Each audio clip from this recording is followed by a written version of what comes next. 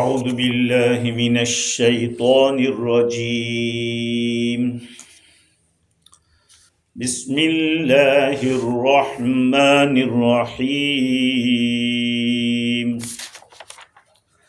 ونزلنا عليك الكتاب تبيانا لكل شيء وهدى ورحمة وبشرى للمسلمين إن الله يأمر بالعدل والإحسان وإيتاء ذي القربى وينهى عن الفحشاء والمنكر والبغي يعظكم لعلكم تذكرون صدق اللہ العظیم۔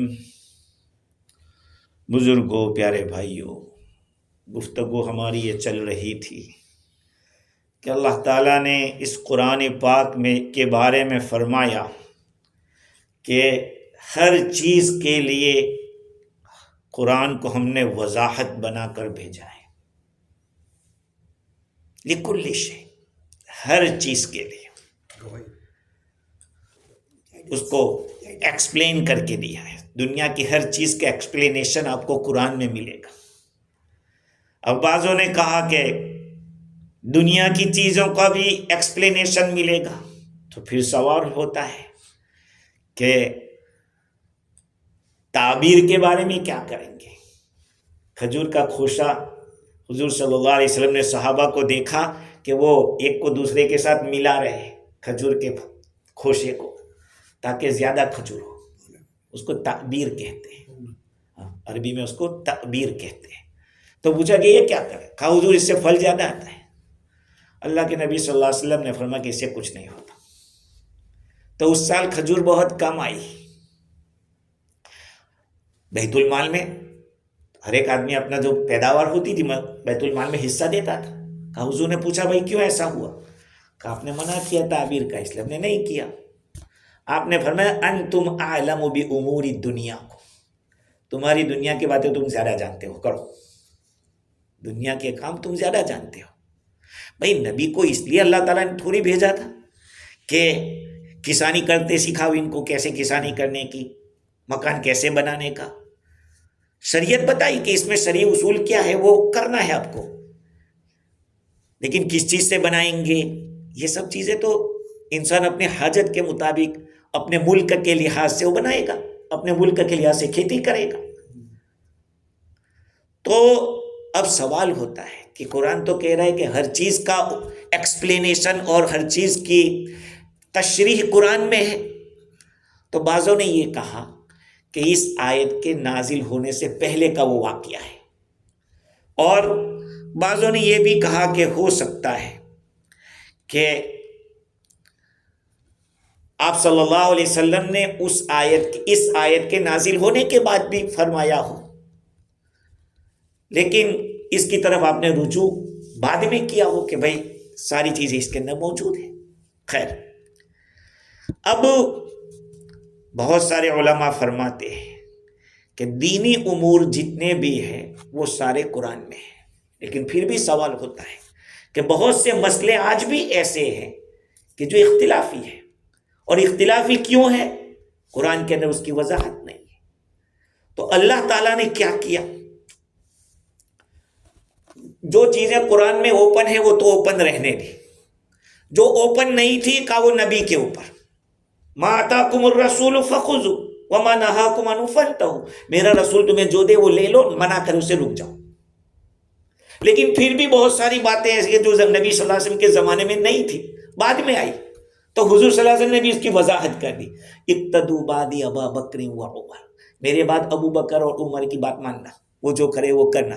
تو ان کے زمانے میں اور وضاحت ہوئی، اور حضور نے یہ بھی فرمایا کہ اصحابی کالنجوم بأیہم اقتدیتم اہتدیتم، میرے صحابہ ستارے کی طرح، جو ان کو پر چلے گا راستہ پالے گا۔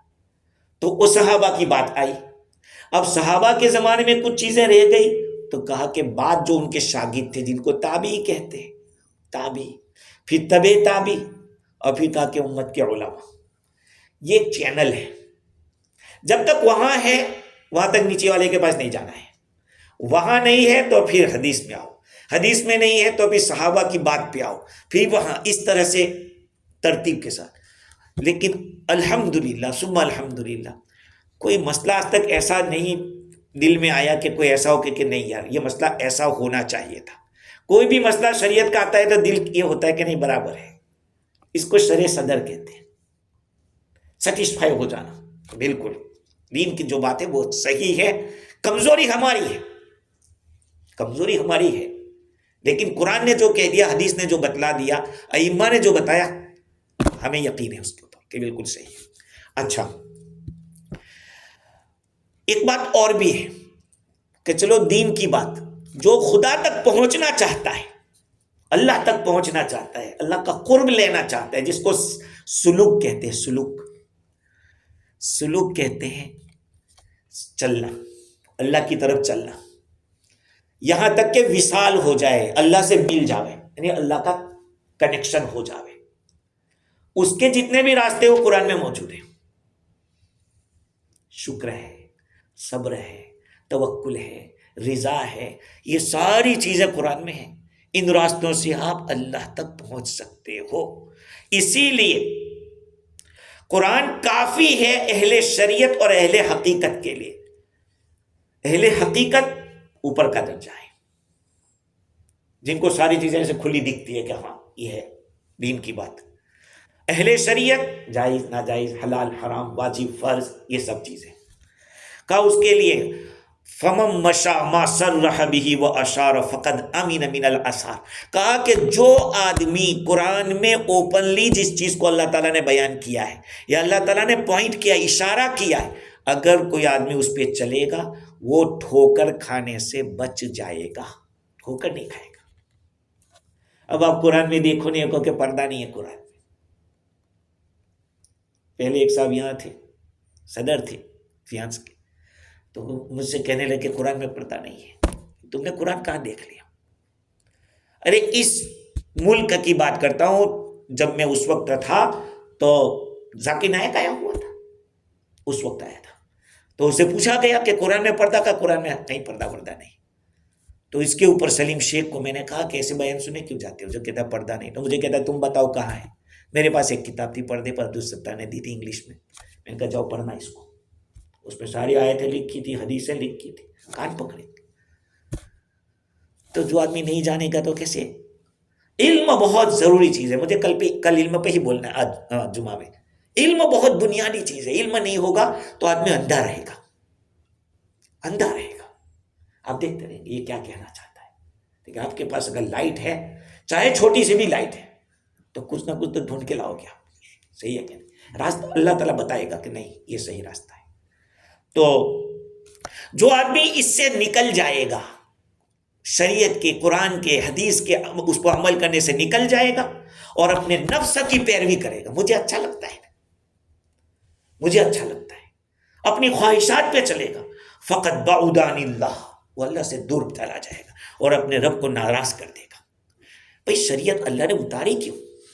چلنے کے لیے، چلو گے تو راضی ہوگا، وہ نہیں چلو گے تو۔ سہل بن عبداللہ تستری رحمۃ اللہ علیہ فرماتے ہیں کہ دین کے اصول دو رکن کے اوپر ہے، دو ستون پر ہے، ایک قرآن ایک حدیث۔ کتاب اللہ کو مضبوطی سے پکڑو اور رسول اللہ صلی اللہ علیہ وسلم کی سنتوں کی پیروی کرو۔ اور ابو یزید فرماتے تھے کہ 6 چیزیں 7 اعضاء کے لیے قلعہ ہے، قلعہ کے انگلش میں قلعہ، جس میں آدمی من محفوظ ہو جاتا ہے۔ خیبر ہے، قلعہ نہیں جانتے، فائٹ کے وقت جو آرمی ہوتی ہے پوری اندر گھس جاتی ہے، وہ محفوظ ہو جاتی ہے۔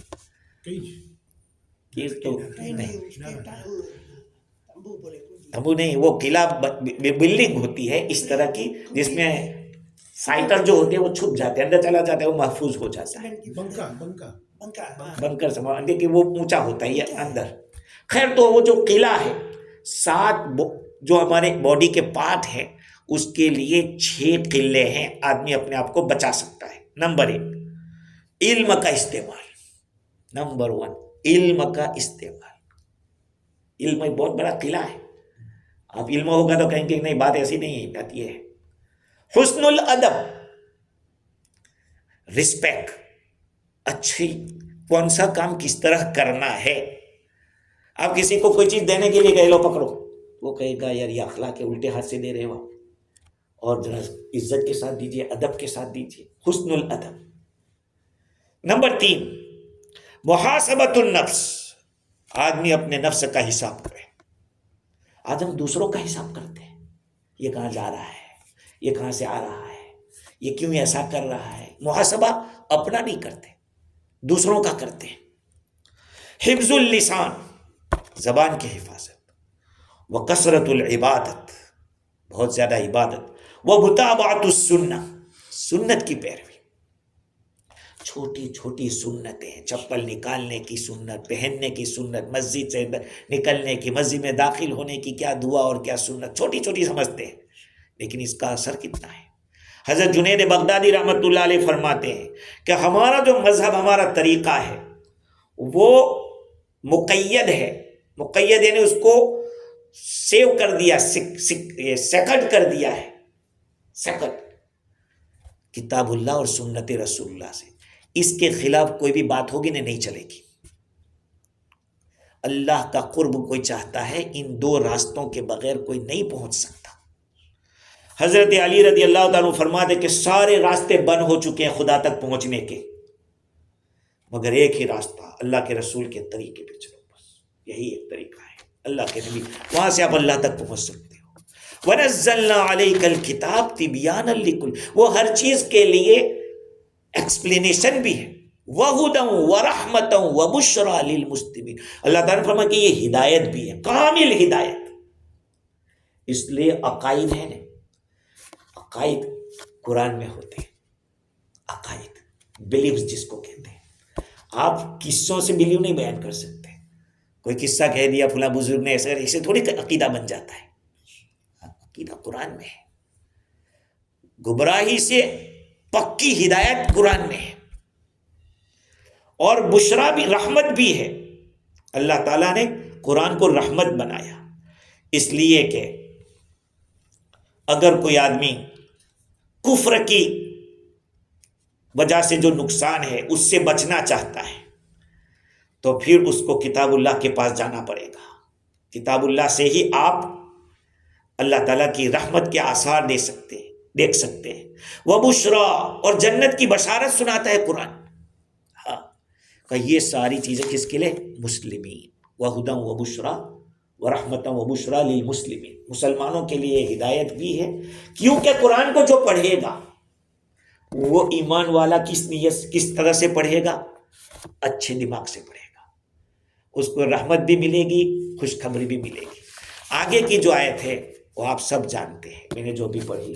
ان اللہ یأمر بالعدل والاحسان وایتاء ذی القربى وینہی عن الفحشاء والمنکر والبغی یعظکم لعلکم تذکرون.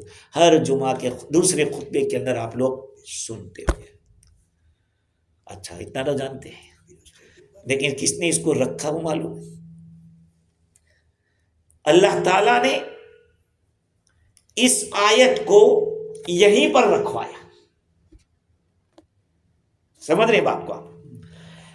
دیکھو قرآن ہے نا، پورا ایسے نہیں اترا تھا کہ لو نبی جی لے جاؤ، نہیں. 23 ایئرس کے اندر یا 21 ایئرس کے اندر تھوڑا تھوڑا تھوڑا، کبھی ایک آیت کبھی دو آیت. حضرت جبرائیل السلام حضور کی خدمت میں کتنی دفعہ آئے؟ کتنی دفعہ؟ کتنی دفعہ؟ 10,000 دفعہ آئے. کتنی دفعہ؟ 10,000 دفعہ آئے. کبھی سورت پوری لائے، کبھی چھوٹی لائے، کبھی بڑی لائے، کبھی ایک آیت کبھی دو آیت، اس طرح سے لائے. حضرت شہر بن حوشب فرماتے ہیں کہ عثمان بن ابی عاص رضی اللہ عنہ نے فرمایا کنت عند رسول اللہ صلی اللہ علیہ وسلم جالسا، میں رسول اللہ صلی اللہ علیہ وسلم کی خدمت میں تھا. یہ صحابی فرما رہے ہیں میں حضور کے پاس بیٹھا ہوا تھا. اذ شخص بصرہ، آپ نے ایسے آنکھوں کو ایسا کھولا ایسے. فقال اتانی جبریل، آپ نے فرمایا کہ میرے پاس جبریل آئے تھے. فامرنی ان اضع هذه الآیہ بهذا الموضع من هذه السورہ، جبریل نے مجھے یہ حکم دیا کہ اس آیت کو، جس کو خطبے میں پڑھتے ہیں، اس آیت کو اس سورت کی اس جگہ پہ رکھو، یہاں پہ رکھو، جس میں اللہ تعالیٰ نے 3 باتوں کا حکم دیا، 3 باتوں سے روکا۔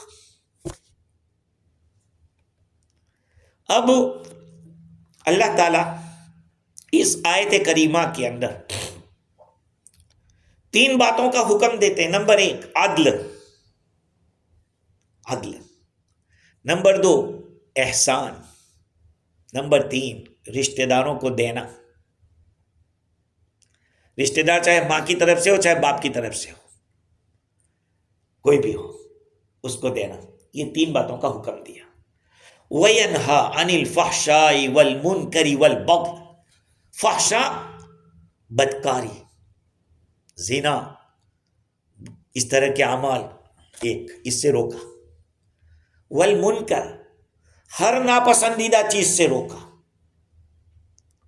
فحشا کے اندر تو وہی بات ہے، شہوت والی بات ہے، اور منکر کے اندر زیادہ باتیں آئے گی، ناپسندیدہ بات، ہاں، اور اس میں خواہش کی بات تھی۔ اور والبغی، بغی کے معنی ظلم، یہ 3 چیزوں سے روکا۔ اس آیت کی فضیلت کیا ہے اور اس آیت کی تفسیر کیا ہے، وہ آپ سنیے۔ شعبی فرماتے ہیں کہ شتیر ابن شکل فرماتے ہیں، میں نے ابن مسعود رضی اللہ عنہ کو یہ فرماتے ہوئے سنا، ان اجمع آیت فی القرآن فی سورۃ النحل ان اللہ یأمر بالعدل۔ ابن مسعود کون ہے؟ صحابی ہے، جن کی پنڈلی پتلی پتلی تھی، لیکن حضور کے خادم تھے۔ وہ صحابہ جب وہ کسی درخت پر چڑھے، کوئی ایک ڈالی مسواک کی توڑنے کے لیے، تو لوگ ان کی پنڈلی کو دیکھ کر ہنسنے لگے۔ اللہ کے نبی نے فرمایا کہ اس کی پنڈلی کو کیا دیکھتے ہو، یہ قیامت کے میدان میں اس کا جو ترازو میں وزن ہوگا، اس کا بہت بھاری ہوگا، یہ بہت بڑا آدمی ہے یوں۔ تو یہ فرماتے ہیں کہ قرآن مجید کے اندر بہت ہی زیادہ جامع آیت، جامع کا مطلب یہ ہے کہ ساری چیزوں کو گھیر کے رکھ دیا ہو، سب چیزوں کو کلیکٹ کر دیا ہو، کا یہ آیت ہے، جس میں 3 باتوں کا حکم ہے، 3 باتوں سے روکا ہے۔ اور بعض علماء تو یہاں تک فرماتے ہیں، جیسے کہ قاضی نے لکھا کہ اگر قرآن مجید کی یہی ایک آیت اترتی تو کافی تھا، یہی ایک آیت۔ اور حضرت قتادہ فرماتے ہیں کہ زمانے جاہلیت میں جو اچھے اخلاق کے کام کیے جاتے تھے اور اس کو اچھا سمجھتے تھے، اللہ تعالیٰ نے اس کا حکم دیا، اور جو کچھ بھی برے اخلاق سمجھے جاتے تھے اس زمانے میں کا اس سے روکا۔ ایک دوسرے کو آڑ دلاتے تھے کہ یہ تو زانی ہے، یہ تو بدکار ہے، یہ ظالم ہے، اس طرح سے آڑ دلاتے تھے۔ اللہ تعالیٰ نے اس آیت میں جتنی بھی بری چیزیں ہو سکتی تھی ان کو بیان کر دیا، جتنی اچھی چیزیں ہو سکتی تھی سب کو بیان کر دیا۔ اور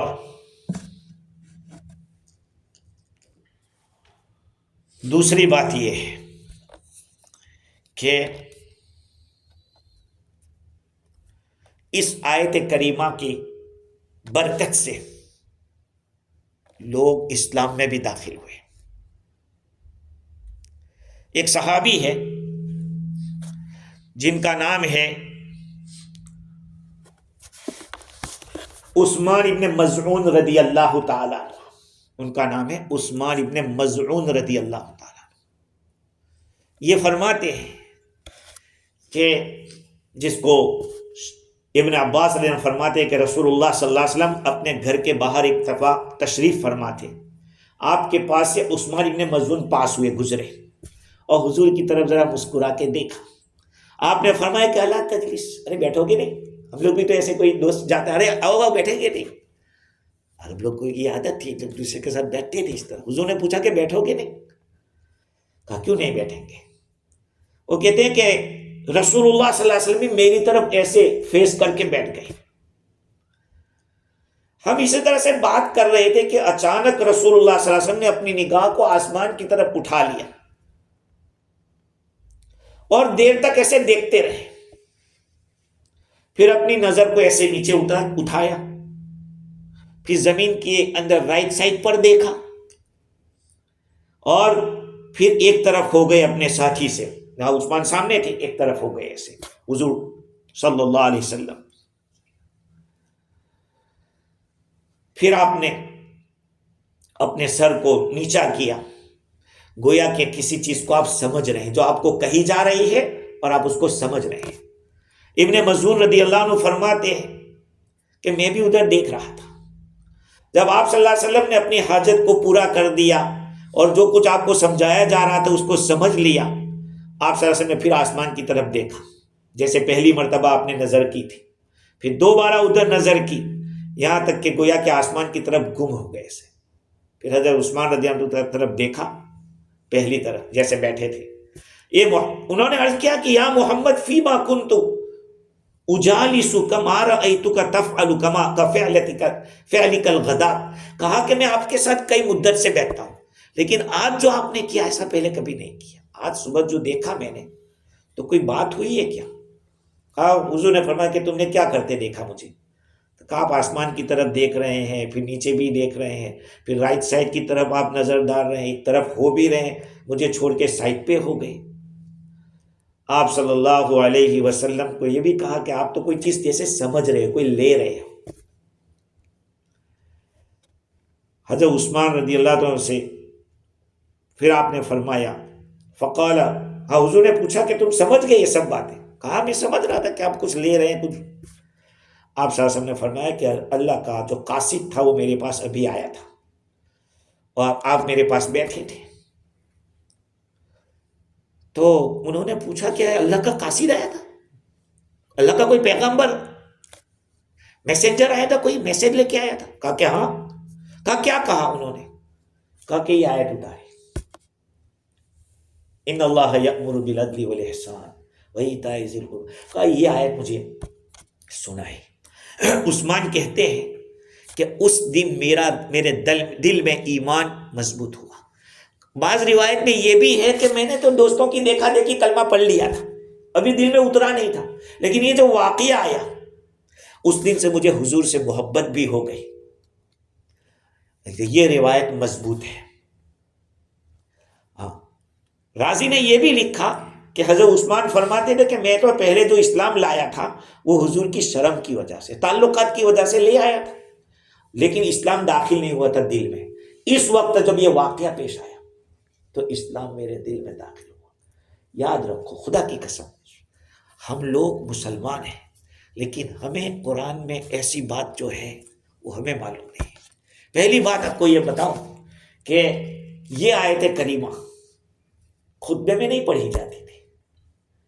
حضرت عمر ابن عبدالعزیز، حضرت عمر ابن خطاب الگ ہیں جو دوسرے خلیفہ ہیں حضور کے، صدیق اکبر کے بعد، وہ نہیں، انہی کے خاندان کے، انہی کی اولاد میں سے عمر ابن عبدالعزیز رضی اللہ تعالیٰ عنہ، وہ بھی خلفائے راشدین میں سے شمار ہوتے ہیں۔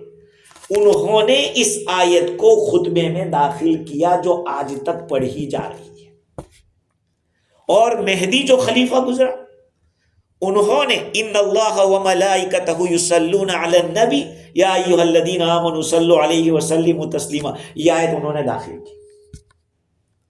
اور ہم جو پڑھتے ہیں چار خلفاء کے نام اسی لیے پڑھتے ہیں۔ حضرت عمر بن عبدالعزیز نے یہ آیت کیوں رکھی وہاں؟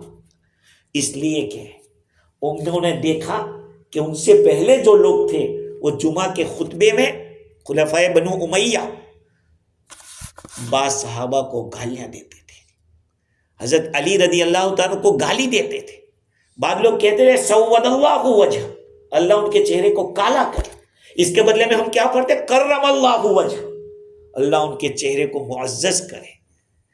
یہ ہسٹری جاننی ضروری ہے کہ یہ آیت کتنی جامع ہے۔ آپ دیکھیں، ابھی آگے بہت کچھ باتیں اس کے اوپر۔ ایک اور بات، علی ابن عبد الملک ابن عمیر اپنے والد سے نقل کرتے ہیں کہ اقسم بن سیفی ان کو پتا چلا کہ حضور صلی اللہ علیہ وسلم دنیا میں آ گئے ہیں. تو اقسم بن سیفی نے سوچا کہ میں جاؤں اور دیکھو تو صحیح کہ وہ کیا کہتے ہیں، کیسے آدمی ہیں. تو ان کی قوم نے کہا کہ نہیں، تم مت جاؤ، تم ہماری قوم کے بڑے آدمی ہو، اگر آپ کے ساتھ کچھ الٹا ہو گیا تو پھر ہم اس کا یہ نہیں کر پائیں گے کوئی اپائے. ہم کہا کہ اچھا ہمارے 2 آدمی کو بھیجو. تو 2 آدمیوں کو بھیجا. انہوں نے کہا کہ جو کہے وہ بات سننا، ہماری طرف سے تم بات پہنچاؤ اور ان کی بات ہمیں پہنچاؤ. تو 2 آدمی گئے. آنے کے بعد وہ لوگ حضور کے پاس پہنچے اور کہا کہ نحن رسل اقسم بن سیفی، ہم اقسم بن سیفی کے قاصد ہیں، آپ کے پاس آئے ہیں. اور وہ پوچھتے ہیں آپ کو من انت وما انت، من انت who are you، ما انت what are you. سمجھ رہے؟ من کے معنی who اور ما کے معنی what. ما ہاذا اور یہ کہ من ہاذا، ہاذا فیروز و ہاذا جوال، موبائل کو جوال کہتے ہیں. یہ اس طرح سے 2 سوال کیے. من انت، تو آپ نے فرمایا کہ انا محمد بن عبداللہ ورسول. اما انا فانا محمد بن عبداللہ، میں تو محمد ابن عبداللہ، عبداللہ کا بیٹا محمد ہوں. من انت کا جواب دیا.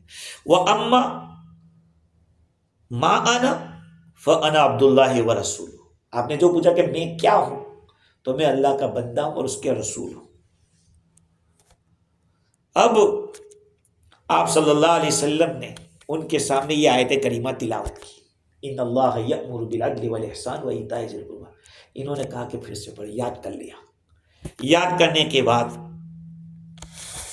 یہ لوگ اقسم بن سیفی کے پاس گئے اور انہوں نے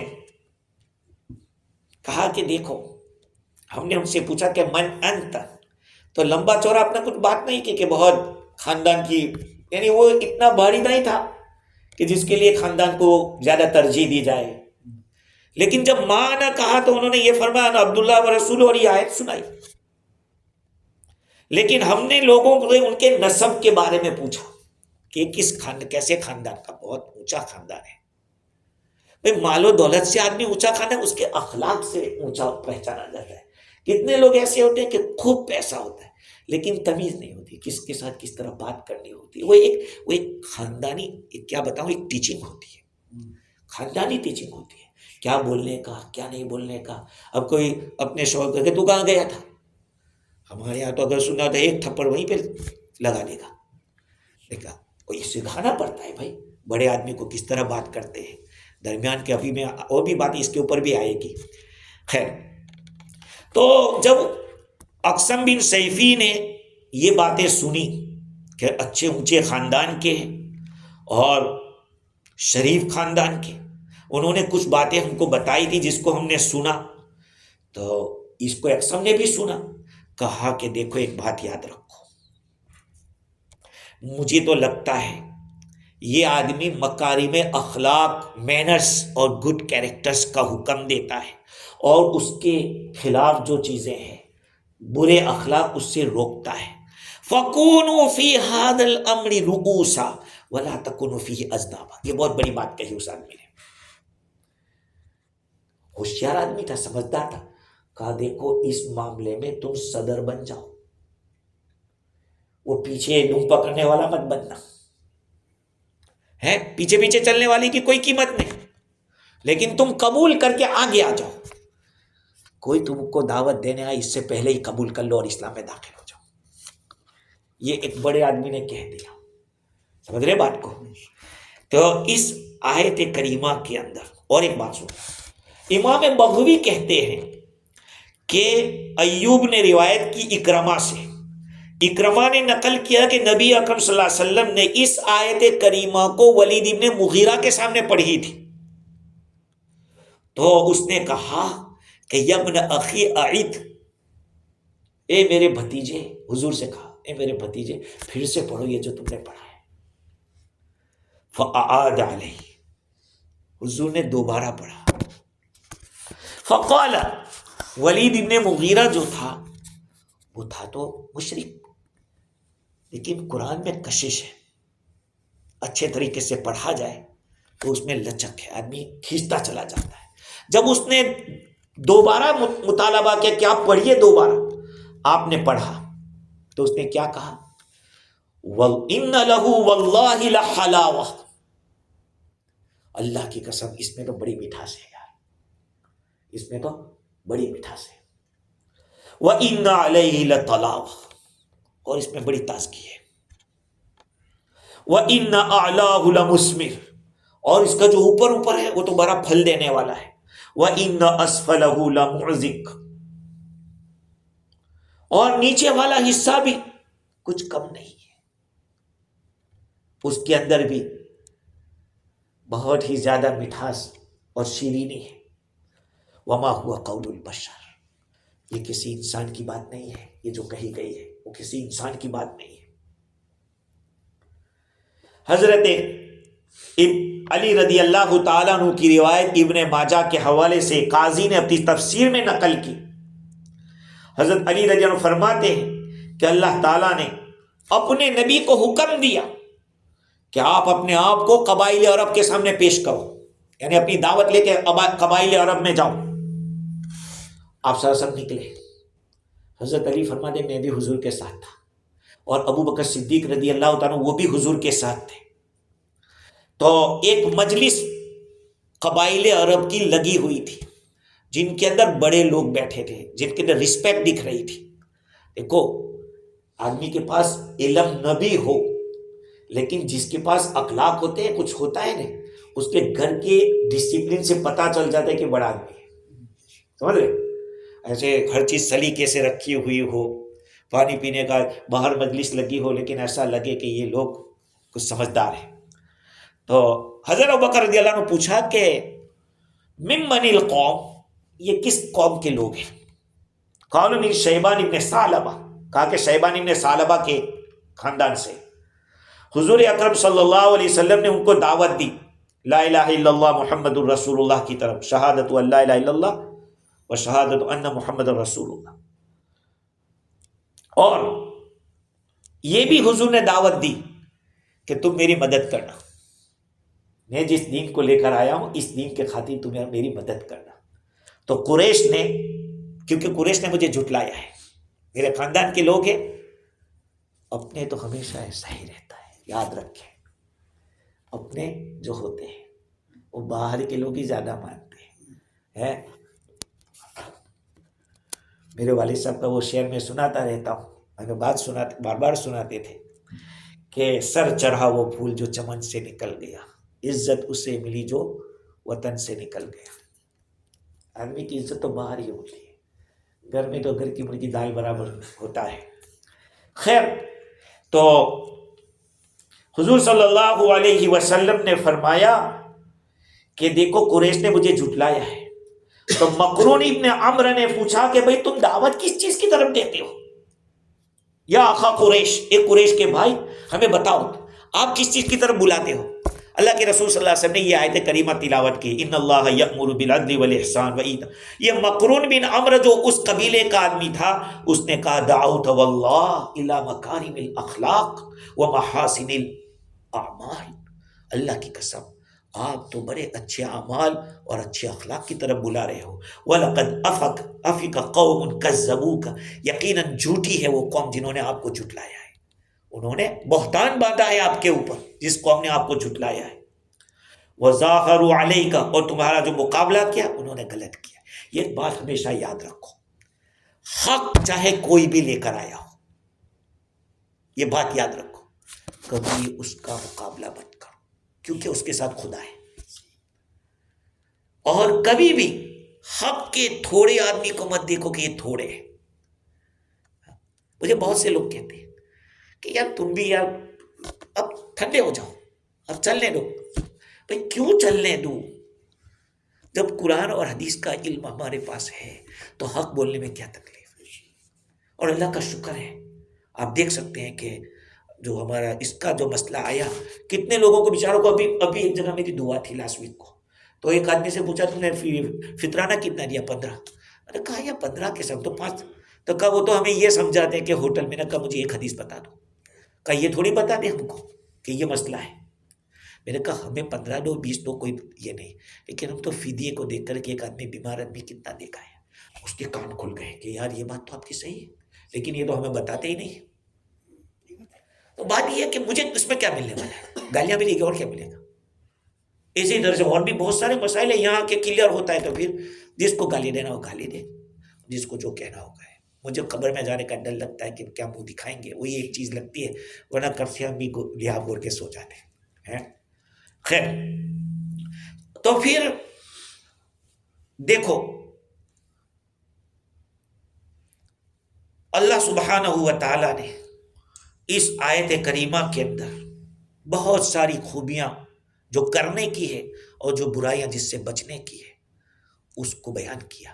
حضرت علی رضی اللہ تعالیٰ عنہ کی ایک روایت ابن نجار نے نقل کی کہ علی بن ابی طالب رضی اللہ تعالیٰ عنہ کچھ لوگوں کے پاس سے گزرے، وہ بات کر رہے تھے. تو پوچھا کہ بھائی کیا مذاکرہ کر رہے ہو؟ تو کہا مروت کے بارے. مروت جانتے؟ مروت، انسانیت، ہیومینٹی. کہا ہم ہیومینٹی کے بارے میں بات کر رہے ہیں، مروت کے بارے میں بات کر رہے ہیں. تو آپ نے کیا فرمایا؟ او ما کفاکم اللہ عز وجل ذلک فی کتابی. ارے اللہ تعالیٰ نے جو بتلایا وہ کافی نہیں ہے تم لوگوں کو مروت کے لیے؟ اللہ تعالیٰ فرماتے ہیں ان اللہ یأمر بالعدل والاحسان وایتاء ذی القربى وینہی عن الفحشاء والمنکر. اچھا، یہ ہے آیت کریمہ جس کا ترجمہ میں نے آپ کے سامنے کیا. اور اس میں پہلی 3 چیزوں میں پہلا لفظ ہے عدل. اب آپ کو پوچھے عدل کے معنی، انصاف کہیں گے، سب کہیں گے انصاف. برابر ہے، آپ کا ترجمہ انصاف صحیح ہے، لیکن انصاف وہ لمیٹڈ میننگ ہے. لمیٹڈ جسٹس جس کو کہتے ہیں آپ جسٹس، عدل کے معنی جسٹس. لیکن عدل کے جسٹس کس کو کہتے ہیں؟ اس کا جتنا اتنا اس کو دو، اس کا جتنا اتنا اس کو دو. اس کا کیا مطلب؟ برابری. اس کو برابر اس کا حق دو، اس کو برابر اس کا حق دو. اب یہ برابری کہاں ہے؟ برابری تو بہت سی جگہوں میں، عقیدے میں بھی برابری آتی ہے. اس کو مودریشن کا ترجمہ کرو آپ. کیا مودریشن؟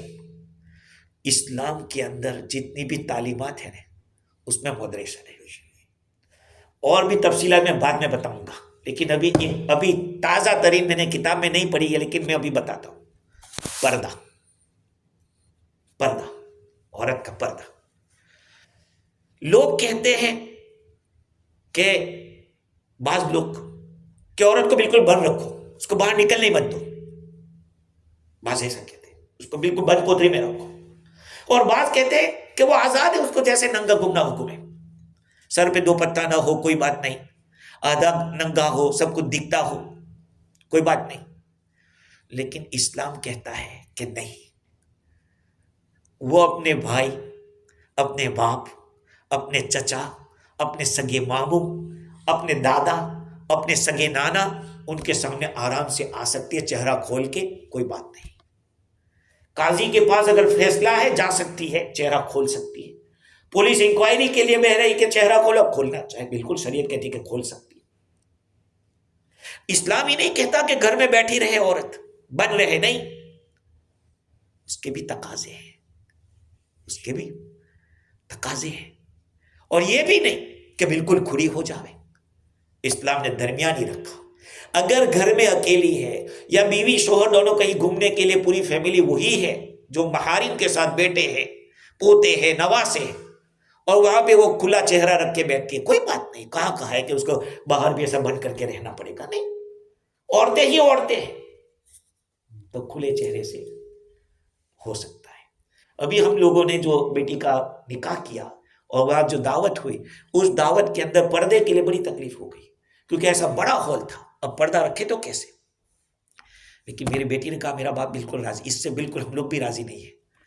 تو انہوں نے کسی جگہ سے ہائر کر کے پردے لائے اور کیے. یہ دیکھ کر ہمارا جو سمتی تھا وہ بھی عالم ہے، سمتی کا بیٹا بھی عالم ہے، تو انہوں نے دوسرے دن کیا، وہ بھی انہوں نے بھی اسی پردے میں کیا. لیکن جو آرگنائزر تھا اس نے کہا تم لوگوں نے ہماری آنکھ کھول دی، آج تک کبھی ہمیں اس کی ضرورت نہیں پڑی، یعنی کوئی آیا ہی نہیں کہ جس نے پردے کی بات کی ہو، لیکن کہا میری 19 سالہ بیٹی اور میری بیوی نے کہا کہ اتنے سالوں میں نے شادی کا کھانا کھایا، آج مزے سے کھایا۔ کہا کیوں؟ کہا تقسیم کرنے والے عورتیں تھیں اور پردے کے اندر ہم تھیں، اور جب پہلے تو مرد آتا تو ایسے بن کرو اور کھاؤ۔